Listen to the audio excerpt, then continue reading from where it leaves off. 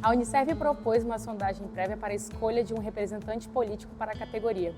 Hoje são 5 que se candidataram pelo apoio da categoria às suas pré-candidaturas a deputados estaduais. Eu sou Cecília Bueno e hoje conversamos com Antoninho Santana. Antoninho Santana é natural de Pontes e Lacerda, Mato Grosso. Chegou em Rondônia em 1981, trabalhou no garimpo e como feirante. Iniciou a carreira no judiciário em 1986 como contínuo. Em 1992, com o PCCS, passou a técnico judiciário. Exerceu várias atribuições e funções no judiciário. Foi presidente do Sinjur por 2 gestões, entre 1998 e 2002, e diretor-presidente da Associação Amigos, em 3 triênios. Em 2010, formou-se em Direito pela Faro. Em 2024, foi eleito conselheiro fiscal do Iperon e, atualmente, também é diretor administrativo do Clube Amigos. Bom, senhor Antoninho, o que lhe motiva a estar na vida política?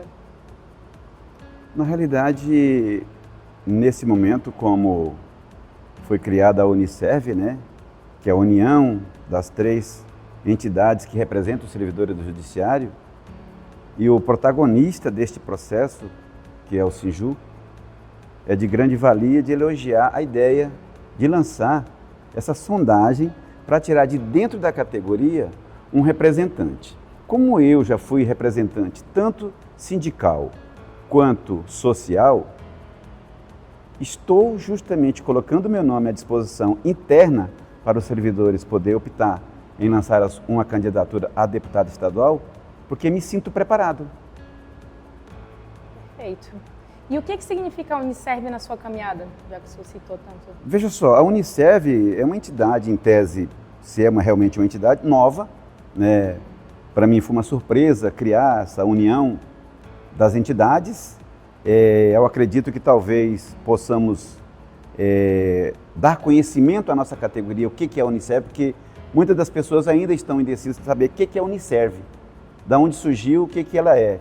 Como a gente já sabe, são uma entidade que vai fazer um trabalho na busca da representatividade com o apoio das entidades que já existem, que é associações e sindicato. E como que essa trajetória profissional e essa trajetória de vida vai influenciar na sua caminhada política? Qual que é o reflexo? Veja só, nós nascemos e não sabemos o que seremos. E evidentemente o tempo faz a gente crescer, caminhar e decidir o presente e o futuro. O futuro só a Deus pertence. Mas neste momento em que a gente está sempre na luta dos direitos, tanto individual quanto dos direitos coletivos, o qual eu venho fazendo esse trabalho da busca da justiça, do direito coletivo, desde 1998, que eu entrei no Judiciário em 86.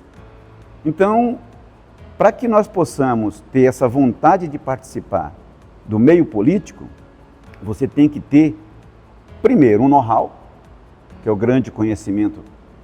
E como eu já bem disse, né, e todos os servidores antigos do Judiciário e até os atuais já sabem do trabalho que eu consegui fazer dentro do Judiciário, começando aí por ser um candidato que ninguém conhecia, né? Eu vim de dentro de um gabinete da presidência à época, em 96, e de repente eu surgi como candidato, mas eu era do movimento, né? O movimento da antiga associação ASPGE, que foi criada antes do sindicato. O sindicato é de 88, a ASPGE foi criada em 86. Então, assim, a gente foi caminhando todo esse processo e faz com que a gente se sinta preparado a entrar na política. Só que nós não conseguimos andar sozinhos. Esse trabalho que está sendo feito hoje pela Uniserv, com o protagonista do Sinjur, já deveria ter acontecido há muito tempo. Outras categorias menores do que o Judiciário têm representatividade política tanto no estadual quanto no federal. Então, eu acho que está na hora realmente da gente buscar essa união e conseguir essa representatividade. E por que representar o servidor do Judiciário? Veja só, como você mesmo leu essas pequenas linhas da minha biografia aí, A minha vida eu devo ao judiciário, a criação dos meus filhos, né? Sou pai de 7 filhos, e tudo que eu tenho eu devo ao judiciário. Então, diante disso, eu sempre busquei representar a categoria dos servidores. Então, por quê? Na realidade, não se conquista nada hoje se nós não tivermos no meio político. A política, às vezes, é confundida, política partidária, com a política da vivência. Dentro de casa, a gente age com política com os nossos filhos, na comunidade. Então, a busca da representação política, todos têm conhecimento que para que seja aprovado um plano de cargo, carreiras e salário, nós precisamos do político. E por que a gente não tem um representante? Se nós somos tão grandes. Para que nós possamos realmente buscar a garantia de aprovar qualquer benefício que tenha que ser através de uma legislação, nós precisamos da política. Então a política tem que estar no sangue e nas veias dos representantes. E eu, como já fui representante e ainda sou hoje representante social, a gente não pode fugir dessa oportunidade. E como o senhor pretende defender os direitos dos servidores? Veja só, nesse momento em que a gente está apenas numa sondagem, na busca de que vocês, quem vão decidir no dia 7/8, quem será o representante que irá disputar uma vaga de deputado estadual, é de grande importância, nesse momento, que a gente, primeiro, tem que estar preparado. Você tem que estar preparado, né, para poder ser o representante. Porque o judiciário já deveria ter esse representante. Então, acho que está na hora da gente ir realmente para lá. E na sua visão, como representante, qual seria a sua principal ação como deputado estadual? Veja só, quanto ao trabalho que possa fazer, e complementando a sua pergunta anterior, qual seria a bandeira? Eu acho que nesse momento, levantar uma bandeira que vai fazer isso, aquilo outro, o servidor do judiciário, que conhece todos os 5 candidatos, eles não terão dúvida nenhuma de quem, nesse momento, está capacitado para poder representar ele. Diante do que já foi feito, das atitudes que são feitas, então dizer aqui, tomar o tempo, dizer que vai fazer isso, aquilo outro, é tomar tempo. Eu acho que você, como deputado, e se você sai de dentro da categoria, você tem que representar a sua categoria. E o que a sua categoria precisa? De representatividade. Porque quando você vira deputado estadual, além de você ser o deputado escolhido por aquela categoria, você é deputado que vai representar todos os servidores ou toda a sociedade do Estado. Então dizer assim que eu vou fazer uma coisa específica para o servidor judiciário, ela vai acontecer no decorrer do meu mandato. Então é claro que eu estarei exclusivamente, né, para atender qualquer servidor do judiciário, né? Tem prioridade? Tem as prioridades, desculpa. A prioridade seria o servidor do judiciário. Exclusivo, não existe para mim exclusividade. Então a exclusividade será para todo mundo, você estará para representar todos os servidores. Então assim, ir lá para representar o servidor judiciário, é claro que é para defender a bandeira do servidor, defender o PCCS, defender uma legislação, tudo que for de interesse do servidor. Representar ele junto ao judiciário, representar ele junto ao governo federal. Você tem que buscar alternativa para ajudar tudo aquilo que beneficia a sua categoria. Bem, saindo da categoria, indo mais para o geral, nos seus primeiros meses de mandato, quais seriam suas prioridades? Veja só, hoje a gente vive num mundo da globalização, onde tudo é muito, vamos dizer assim, complicado. Às vezes você fala uma coisa e vira uma dúbia interpretação, né? Então assim, eu vou chegar lá, eu vou prometer, ou eu vou dizer que eu vou fazer isso ou aquilo. Então, como deputado, eu nunca fui deputado, mas o deputado hoje, ele é escolhido para representar a sociedade junto ao legislativo. Qual é o papel do legislativo? Fazer leis e fiscalizar o governo. Então, o papel nosso mesmo hoje é fazer com que isso aconteça. O problema é que hoje desvirtuou muito a situação.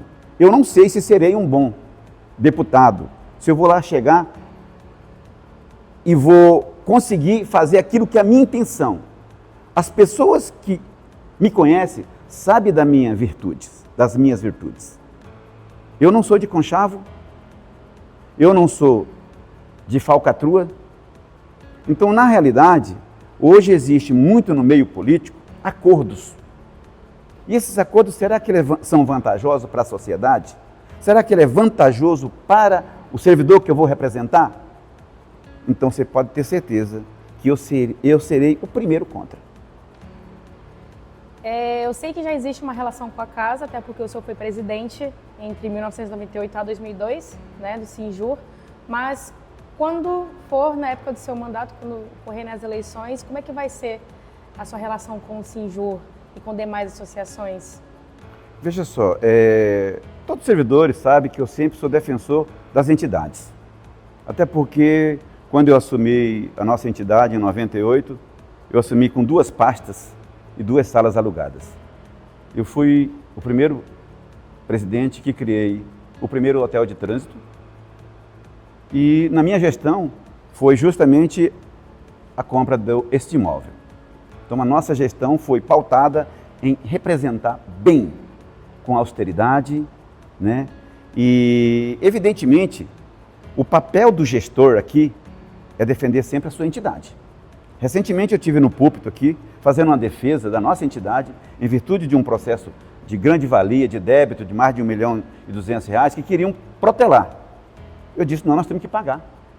Nós não podemos dar o nosso prédio de penhora. Então, o meu relacionamento com a entidade vai ser sempre o que todo mundo já sabe, a minha forma de defender.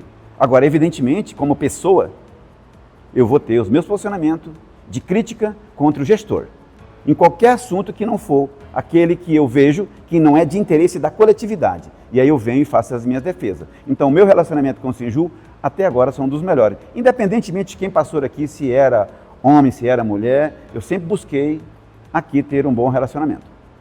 Bom, senhor Antônio, e para fechar, como que o seu mandato vai contribuir para a geração de renda e de emprego no nosso estado?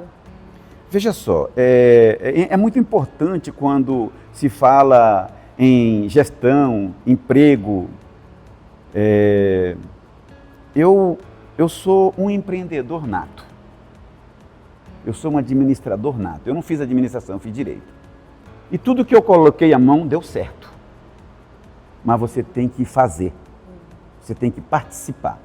Então, o mandato de deputado, ele não é de gestão administrativa. Então, qual é o papel nosso? Muito difícil a gente, como deputado, conseguir gerar emprego. Porque você tem, depois de uma legislação criada, toda uma execução dela. E a execução ela pode ser errada e ela não surtiu o efeito que o legislador pensava.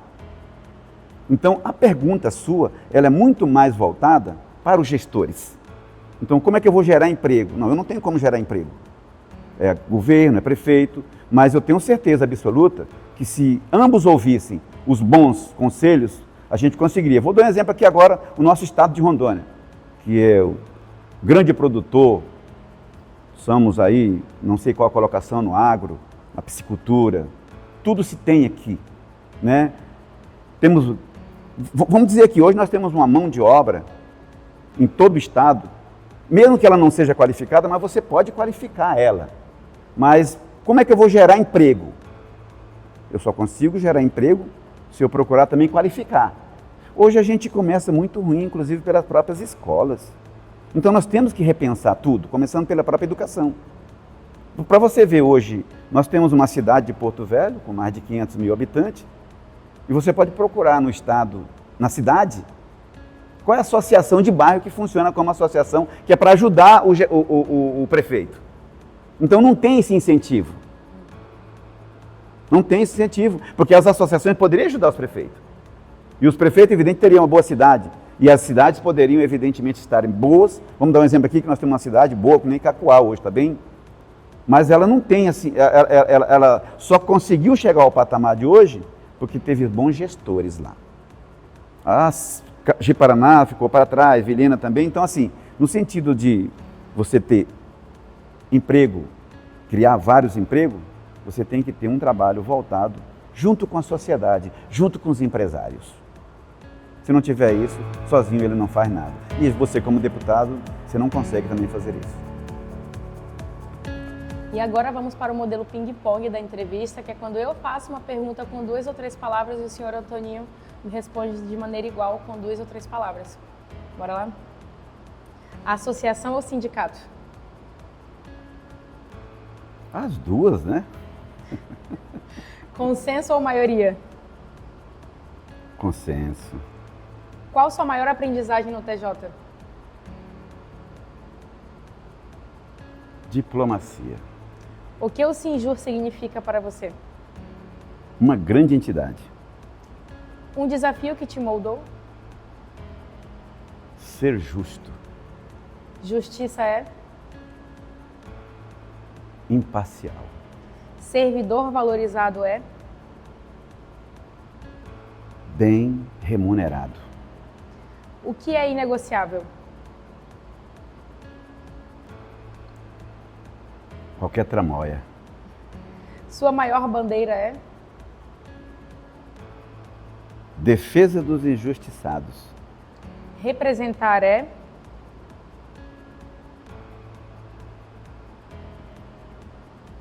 É ser honesto. Política é? Política é a busca da representatividade. Perfeito. Senhor Antônio, eu te dou espaço aqui agora para o senhor falar. À vontade.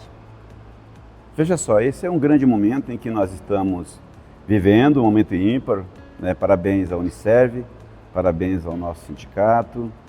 Eu sei que para muitos isso talvez não tenha a mínima importância, mas é momento de reflexão.